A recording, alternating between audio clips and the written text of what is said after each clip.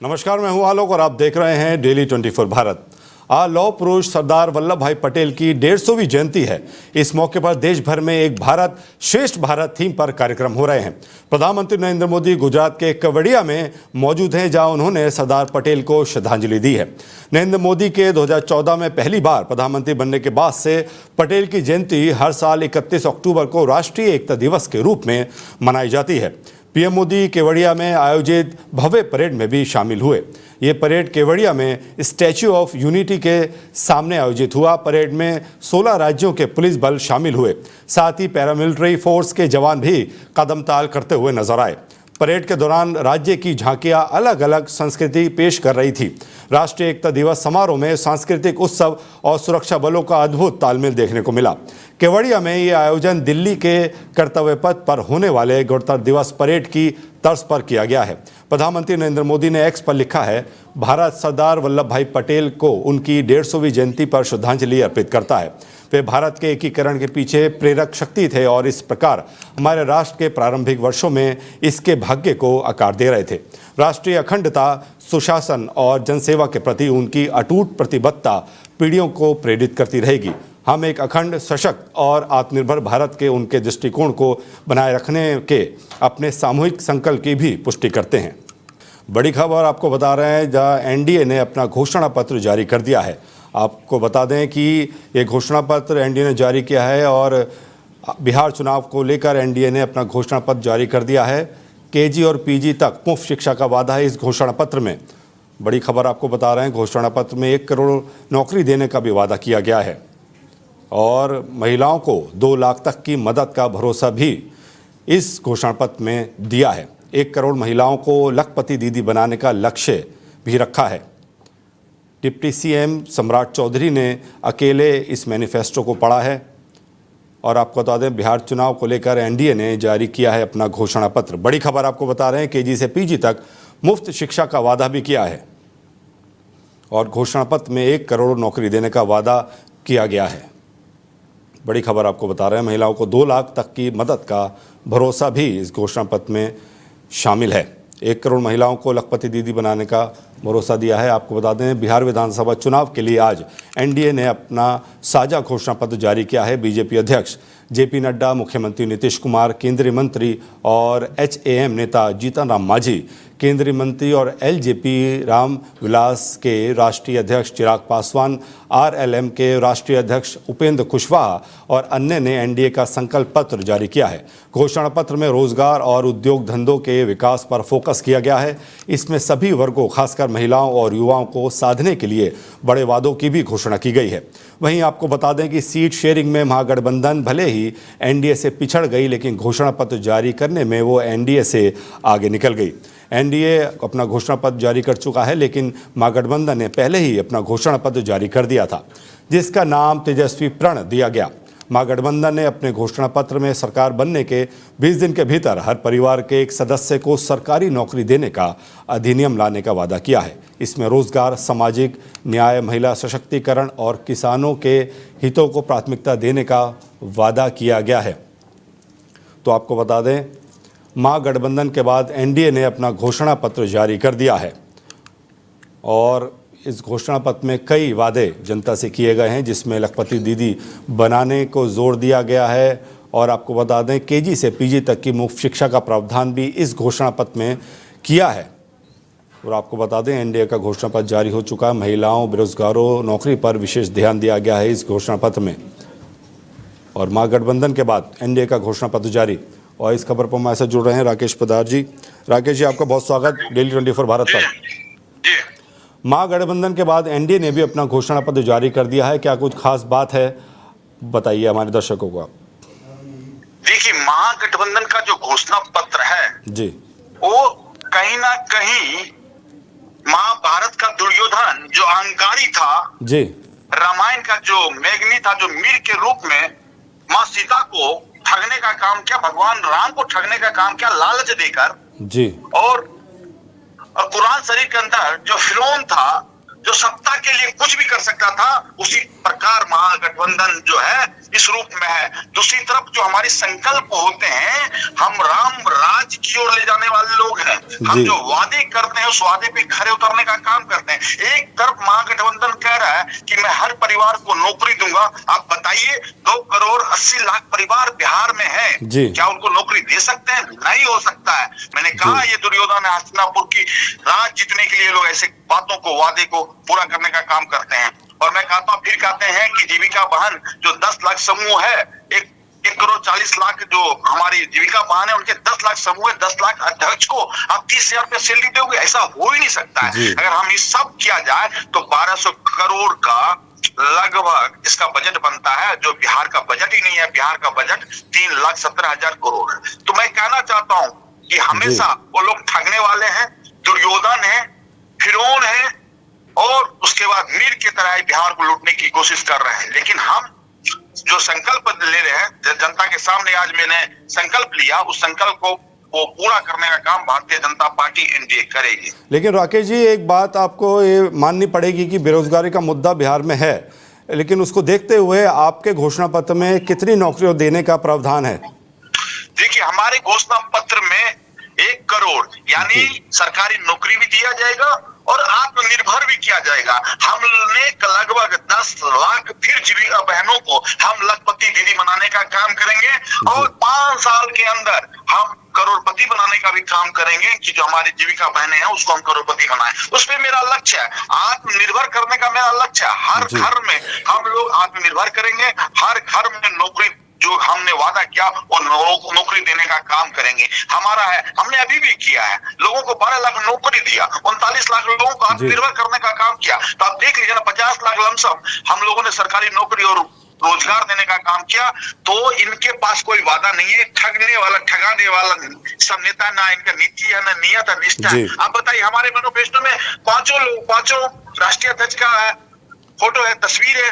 आप बताइए, महागठबंधन में जहां तक लालू जी की तस्वीर गायब है, महागठबंधन में राहुल गांधी की तस्वीर गायब है। तो लोग के देखिए ना, गठबंधन है बिहार के अंदर 243 सीट पर चुनाव हो रहा है, लेकिन वो लड़ कितने पर है? 252 सीट पर, 53 सीट पर चुनाव लड़ रहे हैं। तो आपको जानने की जरूरत है कि ये लोग जो वादे नहीं है, इन लोगों के आपस में गठबंधन होगा। और हमारा जो बिहार का मुख्यमंत्री जो कांग्रेस ने घोषित किया है कि बिहार का मुख्यमंत्री अगला होगा, उनके ऊपर तेजस्वी प्रसाद के ऊपर 420 120 का धारा है, IRCTC का घोटाला है, माननीय कोर्ट, माननीय न्यायालय बता रही है, फिर भी उसको कहते हैं कि बिहार का मुख्यमंत्री हो।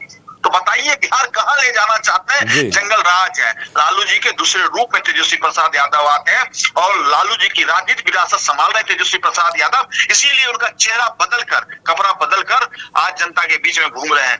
जो तेजस्वी जी का चेहरा लालू जी से मिलता जुलता है, सिर्फ 2-1% का फर्क है, 99% उनका चेहरा मिलता है। तो समझ लीजिए कि बिहार को कहां पहुंचाने का काम करेंगे। लेकिन राकेश जी, अभी भी जो सीएम का चेहरा है उसको लेकर एनडीए में असमंजस है। देखिए, देश के गृह मंत्री ने स्पष्ट रूप से कहा कि ना बिहार में वैकेंसी है, मुख्यमंत्री नीतीश कुमार है, ना देश में प्रधानमंत्री की वैकेंसी है जो नरेंद्र मोदी जी। आप बताइए, जब इस बात को स्पष्ट रूप से कहा गया तो इसमें रहा कहा गया? स्पष्ट रूप से कहा कोई वैकेंसी नहीं है जी। और बिहार का मुख्यमंत्री नीतीश कुमार जी के नेतृत्व में चुनाव लड़ रहे हैं, मुख्यमंत्री वही होंगी। देश के प्रधानमंत्री नरेंद्र मोदी जी, कोई वैकेंसी नहीं, तो प्रधानमंत्री वही है। इसमें कहां से कोई इनबट आ गया? अरे भैया, आप तो पहले क्लियर करिए कि आपने जो घोषणा पत्र लाया है महागठबंधन लोगों के, राहुल की तस्वीर कहां गायब है जी? दीपेंद्र भट्टाचार्य जो है उनका तस्वीर कहां है? बताने का काम करें जी। उसके बाद लालू जी की तस्वीर, जिसकी पार्टी है राष्ट्रीय जनता दल के राष्ट्रीय अध्यक्ष की तस्वीर गायब है। तो बिहार में क्या करेंगे? जो व्यक्ति अपने पिता को ठग सकता है, अपने तस्वीर से, मैनिफेस्टो से गायब कर सकता है, तो बिहार को कहां पहुंचाएंगे? जानने की जरूरत है। राकेश जी, बहुत धन्यवाद हमसे जुड़ने के लिए, तमाम जानकारी साझा करने के लिए। तो आपको बताते चले, एनडीए ने भी अपना घोषणा पत्र जारी कर दिया है और बिहार चुनाव के मद्देनज़र महागठबंधन के बाद एनडीए ने भी अपना घोषणा पत्र जारी कर दिया है, जिसके अंदर बेरोजगारी, महिलाओं और नौकरी पर विशेष ध्यान दिया गया है। बिहार विधानसभा चुनाव 2025 के बीच राजनीतिक सरगर्मियां तेज हैं। इसी क्रम में भाजपा के पूर्व सांसद और कुश्ती फेडरेशन के पूर्व अध्यक्ष बृजभूषण शरण सिंह के हेलीकॉप्टर की रोहतास जिले में खराब मौसम के कारण खेत में इमरजेंसी लैंडिंग हो गई। वे दिनारा विधानसभा क्षेत्र में एनडीए प्रत्याशी के समर्थन में आयोजित जनसभा को हेलीकॉप्टर से संबोधित करने जा रहे थे। पायलट की सूझबूझ से पूर्व सांसद बाल बाल बच गए। घटना गुरुवार दोपहर की है, जब बृजभूषण सिंह हेलीकॉप्टर से प्रचार के लिए उड़ान भर रहे थे। अचानक मौसम खराब होने से दृश्यता कम हो गई, जिसके चलते पायलट को मजबूरन नजदीकी खेत में ही हेलीकॉप्टर उतारना पड़ा। सुरक्षित लैंडिंग के बाद स्थानीय स्तर पर हड़कंप मच गया। पूर्व सांसद और उनके साथ यात्रा कर रहे लोग सुरक्षित हैं। घटना के तुरंत बाद बृजभूषण सिंह ने सोशल मीडिया पर वीडियो जारी कर अपनी पहली प्रतिक्रिया दी है। उन्होंने कहा कि मौसम की मार झेलनी पड़ी, लेकिन एनडीए के समर्थन में हमारी यात्रा रुकेगी नहीं। सब सुरक्षित हैं, प्रचार जारी रहेगा। वीडियो में वे हेलीकॉप्टर के पास खड़े दिख रहे हैं, जो खेत में खड़ा है। ये घटना बिहार चुनाव प्रचार के दौरान पहली बार ऐसी है जब किसी बड़े नेता के साथ ऐसा हादसा हुआ है। बृजभूषण सिंह, जो उत्तर प्रदेश के कैसरगंज के 6 बार सांसद रह चुके हैं, बिहार के एनडीए के स्टार प्रचारक के रूप में सक्रिय हैं। उनकी यात्रा का मकसद दिनारा सीट पर भाजपा प्रत्याशी को मजबूत समर्थन जुटाना था। पुलिस और स्थानीय प्रशासन ने मौके पर पहुंचकर स्थिति संभाली है। हेलीकॉप्टर को अब ठीक करने का काम शुरू हो गया है। दिल्ली की हवा एक बार फिर जहरीली हो गई है। वायु गुणवत्ता यानी AQI खतरनाक स्तर पर पहुंच चुका है। राजधानी में कई इलाकों में सांस लेना भी मुश्किल हो गया है। प्रदूषण का सबसे ज़्यादा असर बच्चों, बुजुर्गों और फेफड़ों की बीमारियों से जूझ रहे लोगों पर पड़ रहा है। मौसम विभाग ने शुक्रवार को हल्का कोहरा छाए रहने की संभावना जताई है। साथ ही अधिकतम 30 और न्यूनतम तापमान 18 डिग्री सेल्सियस के आसपास रहने की संभावना जताई है। दिल्ली में गुरुवार को धुंध की चादर छाई रही। IMD का कहना है कि पूरे हफ्ते सुबह और देर शाम धुंध छाए रहने की उम्मीद है। स्मॉग ने विजिबिलिटी को काफ़ी कम कर दिया। इस साल 74% अधिक वर्षा के बावजूद अक्टूबर का महीना 5 सालों का दूसरा सबसे प्रदूषित रहा है। महीने में अच्छी श्रेणी की हवा वाला एक भी दिन नहीं मिला, जबकि बहुत खराब श्रेणी वाले दिनों में वृद्धि देखी गई है। दिल्ली के कई अस्पतालों में सांस की दिक्कत, सीने में जकड़न और आंखों में जलन से पीड़ित मरीजों की संख्या बढ़ रही है। मैक्स सुपर स्पेशलिटी हॉस्पिटल के डॉक्टर विवेक नांगिया ने बताया कि दिवाली के बाद से मरीजों की शिकायतें दुगनी हो गई हैं। PTI के अनुसार बाल रोग विशेषज्ञ डॉक्टर मेधा ने कहा कि बच्चे और बुजुर्ग सबसे ज़्यादा प्रभावित हो रहे हैं। और आपको बता दें, AQI खतरनाक श्रेणी में पहुंच चुका है और अक्टूबर में एक भी दिन ऐसा नहीं गया जब हवा साफ हो। और आपको बता दें, AQI खराब श्रेणी में पहुंच गया है और अक्टूबर का जो प्रदूषण स्तर है वो लगातार बढ़ता ही जा है। ग्रेड 2 के प्रतिबंध लागू कर दिए गए हैं। दिल्ली NCR में AQI आपको बता दें खराब श्रेणी में है और अक्टूबर में प्रदूषण का स्तर बढ़ा है।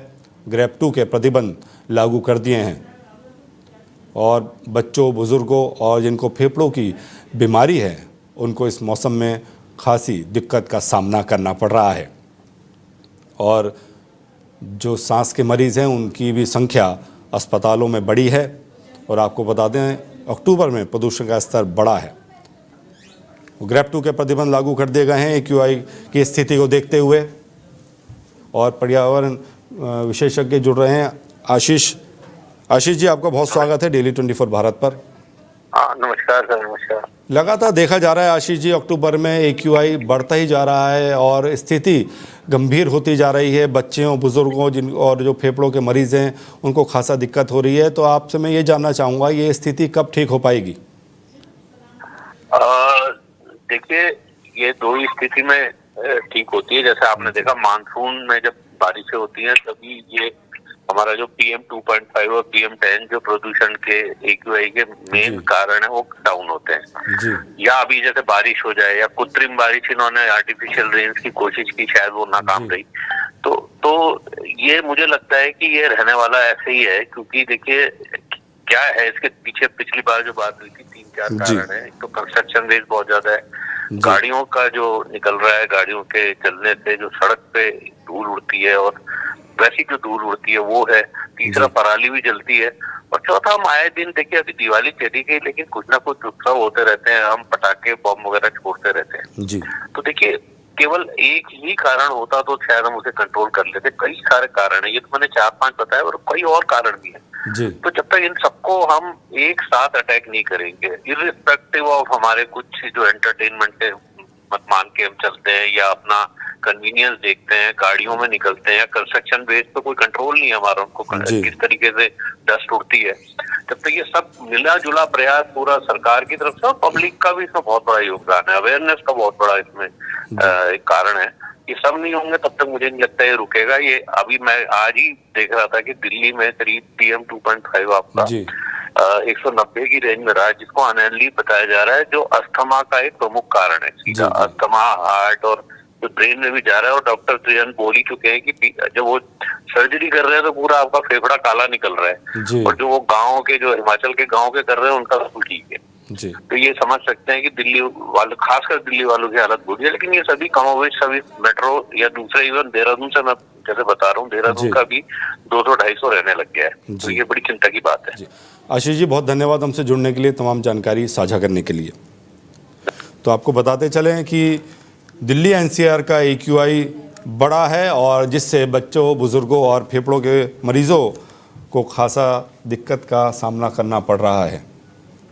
मोकामा में जनसुराज समर्थक और कभी बाहुबली रहे दुलार चंद यादव की हत्या के बाद अब उनके घर में मातम परसा हुआ है। देर रात मृतक दुलार चंद यादव के पोते के बयान पर पुलिस ने अनंत सिंह, उनके 2 भतीजों रणवीर और कर्मवीर समेत 5 लोगों पर हत्या की नामजद प्राथमिकी दर्ज की है। मृतक के परिजनों का आरोप है कि अनंत सिंह के लोगों ने पहले गोली मारी और फिर गाड़ी चढ़ाकर दुलार चंद की हत्या कर दी। हालांकि अभी तक इस मामले में किसी की गिरफ्तारी नहीं हुई है। मिल रही जानकारी के मुताबिक दुलार चंद पिछले कुछ दिनों से अनंत सिंह के खिलाफ लगातार बोल रहे थे। दुलार चंद यादव के पोते ने आरोप लगाया है कि अनंत सिंह ने मेरे दादा की हत्या कराई है, अब मेरी भी हत्या हो सकती है। मोकामा विधानसभा क्षेत्र में 3:40 बजे घेसवरी थानाध्यक्ष के सूचना प्राप्त हुई कि तारतर गांव के पास 2 पक्षों में मारपीट की घटना हो रही है। इस घटना की सूचना पर थानाध्यक्ष घोसवरी एवं चुनाव के अवसर पर एरिया डोमिनेशन में लगे बल के साथ तुरंत तारतर गांव पहुंचे। तारतर गांव के पास पहुंचने पर वहां 2 से 3 गाड़ियां खड़ी पाई गईं। वाहनों के शीशे टूटे हुए थे और एक वाहन में एक व्यक्ति का शव पड़ा मिला। और आपको बताएं थे, इस खबर पर हमारे साथ जुड़ रहे हैं इंदर शेखर जी, जनसुराज पार्टी से। इंदर शेखर जी, आपका स्वागत है डेली 24 भारत पर। इंदर शेखर जी, मेरी आवाज़ आ रही है आपको? हाँ, हेलो। इंदर शेखर जी, आपका बहुत स्वागत है डेली 24 भारत पर। इंदर शेखर जी, आवाज आ रही है आपको मेरी? जी बोलिए। ये जो हत्या हुई है ये कैसे देखते हैं, और जो लॉ एंड ऑर्डर है वो क्या कर रहा है? अगर सही रहता तो हत्या भी नहीं होता ना जी। लॉ एंड ऑर्डर अगर सही रहता तो ये हत्या होता ही नहीं। जी। तो इंदर शेखर जी, कितने अहम थे ये जनसुराज पार्टी के लिए?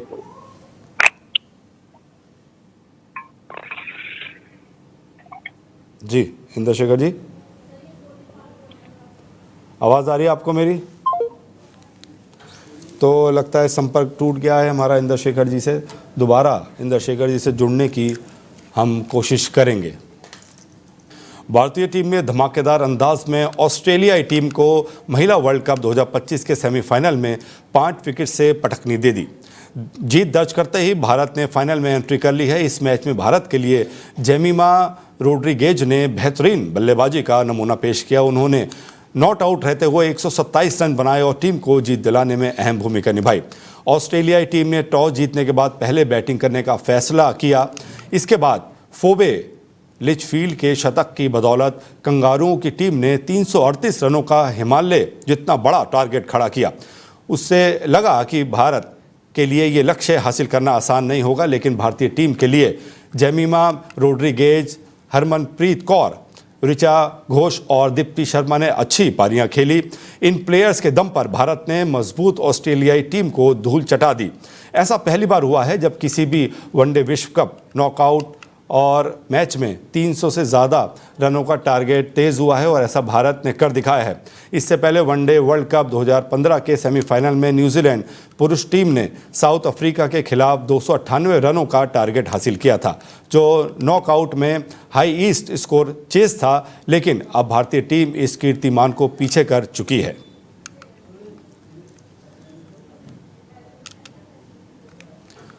और आपको बता दें, शानदार जीत हासिल की है भारतीय टीम ने। भारत ने ऑस्ट्रेलियाई टीम जो है उसका, और हमारे साथ साहिल जुड़ रहे हैं। साहिल, कैसे देखते हैं जीत को और कितनी मुश्किल थी ये जीत हासिल करना? देखिए आलोक, अगर बात की जाए तो जिस तरीके का मैच कल रहा है, एक बेहद ही रोमांचक मैच यहाँ पर देखने को मिला है। और महिला वर्ल्ड कप 2025 के सेमीफाइनल में ऑस्ट्रेलिया के खिलाफ जेमिमा रॉड्रिक्स ने 127 रन की नाबाद पारी खेली। हरमनप्रीत की बात करें तो 89 रन उन्होंने बनाए और बेहतरीन क्रिकेट का जो मुजाहिरा था वो यहाँ पर देखने को मिला है। 5 विकेट से भारतीय टीम ने इस मैच को जीत लिया है और फाइनल में अपनी जगह बना ली है। पर आपको बता दें कि 2017 के बाद पहली बार जो टीम इंडिया है वो फाइनल में पहुंची है और खिलाड़ियों में इमोशंस कल बहुत ज्यादा देखने को मिले। जिस तरीके से मैच में जीत हासिल हुई और उसके बाद जिस तरीके से खिलाड़ियों ने अपनी खुशी जाहिर की, उससे साफ तौर पर ये देखने को मिला कि कितनी बड़ी जीत ये है। और आने वाले समय में टीम का जो मनोबल है वो इस जीत से और ज्यादा बढ़ता हुआ नजर आएगा। और अब सब यही सोच रहे हैं कि कहीं ना कहीं अब ये जो मैच जीता है उसके बाद फाइनल में भी इसी तरह का कुछ प्रदर्शन टीम इंडिया की जो खिलाड़ी हैं वो करती हुई नजर आएंगी। लेकिन साहिल, 339 रन का जो चेस करना था ये अपने आप में बहुत बड़ी बात है, क्या कहेंगे? बिल्कुल बिल्कुल। देखिए 339 रनों के रिकॉर्ड लक्ष्य का पीछा करते हुए भारत ने बात की जाए, क्योंकि रॉड्रिक्स की अगर हम बात करें तो नाबाद 127 रन उन्होंने बनाए। काफी अच्छी पारी उन्होंने यहाँ पर खेली है। हरमनप्रीत ने भी 89 रन की शानदार पारी यहाँ पर खेली और 9 गेंदें शेष रह रही थी, लेकिन उससे पहले ही टीम इंडिया ने इस लक्ष्य को हासिल कर लिया। और अब वर्ल्ड कप फाइनल में भारतीय महिला टीम जो पहुंच गई है उसके बाद लगातार हम देख रहे हैं कि बधाइयों का सिलसिला भी यहाँ पर शुरू हो गया है। और सब अब यही उम्मीद कर रहे हैं कि वर्ल्ड कप की जो ट्रॉफी है तो वो टीम इंडिया को ही यहाँ पर मिले और जो महिला क्रिकेट टीम है वो भारत का नाम इतिहास के पन्नों में दर्ज करा दे। साहिल, बहुत धन्यवाद हमसे जुड़ने के लिए, तमाम जानकारी साझा करने के लिए। तो आपको बताते चले, वुमेन क्रिकेट टीम जो इंडिया की है वो फाइनल में पहुंच चुकी है। चक्रवात मोन्था लगातार कमज़ोर हो रहा है, लेकिन इसका असर कई राज्यों में देखा जा रहा है। आंध्र प्रदेश, तेलंगाना और उड़ीसा में चक्रवात से काफ़ी नुकसान हुआ है। आंध्र प्रदेश में 3 लोगों की मौत हो गई है, 42 मवेशी मारे गए हैं और करीब 1.5 लाख एकड़ में खड़ी फसलें बर्बाद हो गई हैं। तेलंगाना के कई हिस्सों में तेज़ बारिश जारी है। चक्रवात मोन्था का असर उत्तर भारत के राज्यों पर दिखा। मध्य प्रदेश, राजस्थान, उत्तर प्रदेश और बिहार में भी बारिश जारी है। यूपी के अयोध्या, लखनऊ, कानपुर समेत 15 शहरों में रुक रुक कर बारिश हुई है। काशी में बारिश से जल भराव हो गया है। मध्य प्रदेश के कई जिलों में हल्की से मध्यम बारिश हुई है। वहीं भोपाल, इंदौर, उज्जैन में तेज़ हवा चली है। राजस्थान के जयपुर, अलवर, करौली सहित कई जिलों में बृहस्पतिवार सुबह तेज़ बूंदाबांदी हुई। इससे तापमान में भी गिरावट दर्ज की गई। उधर नेपाल में चक्रवात मोन्था के असर से लगातार बारिश और बर्फबारी हो रही है। नेपाली मौसम विभाग ने 26 जिलों में बाढ़ और भूस्खलन का अलर्ट जारी किया है। कोशी, मधेश और बागमती प्रांतों की नदियों में जलस्तर तेजी से बढ़ने की आशंका जताई गई है। विभाग ने लोगों से सतर्क रहने और नदी किनारे के इलाकों से दूर रहने की अपील की है। मुंबई के पवई इलाके में गुरुवार दोपहर हुई एक सनसनीखेज घटना में रोहित आर्य नाम के शख्स ने 17 बच्चों को बंधक बना लिया।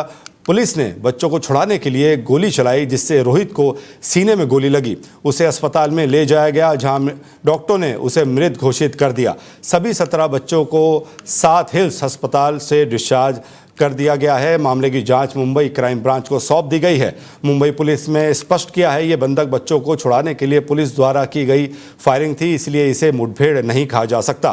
पुलिस ने बंधक बच्चों को छुड़ाने के लिए गोली चलाई और गोली आरोपी रोहित आर्य को लगी, जिससे वो घायल हो गया और बाद में उसकी मौत हो गई।